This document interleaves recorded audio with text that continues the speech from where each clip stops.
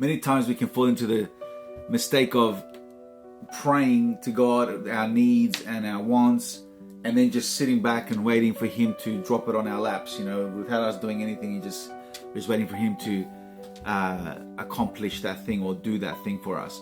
But many times, in many instances in the Bible, God showed the complete opposite, where they had to use their abilities or what they had in their hands, and then God multiplied that. In other words, if we would use what we have in our hands, what we can do, then He will do what we can't do. If we give out what we do have, He'll give us what we don't have.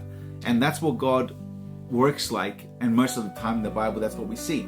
Now, I'm not saying that God wouldn't drop things in our laps and things supernaturally come our way or doors open up our way and things like that. Of course, there's instances like that as well. But many times, like I said, like even the loaves and the bread, remember He had 5 loaves at one stage and 2 fish to feed thousands. And He said, who's got food here? And one kid had 2 fish and 5 loaves of bread, and he brought that, and then he multiplied that. So He used what they had, and then from that He multiplied to help the need of the people. And He does that again later in another place. And then we see that again with Jacob.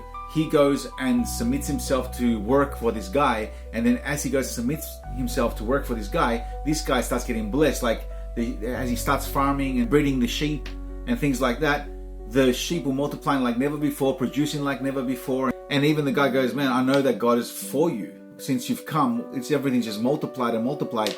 But Jacob didn't just sit back going, oh God, do this.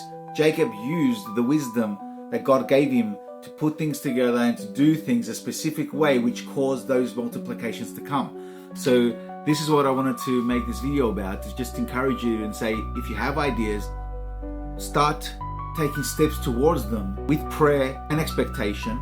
God, in many of your cases, will end up doing the bits you can't do, opening the doors that you need opened, giving you the next step that didn't come until you did those steps that were in front of you, but you won't do anything about it. Things like that, guys. So go for it, guys. Don't hold back anymore. Don't just sit there just waiting for things to fall on your lap. Step out. All right, take care.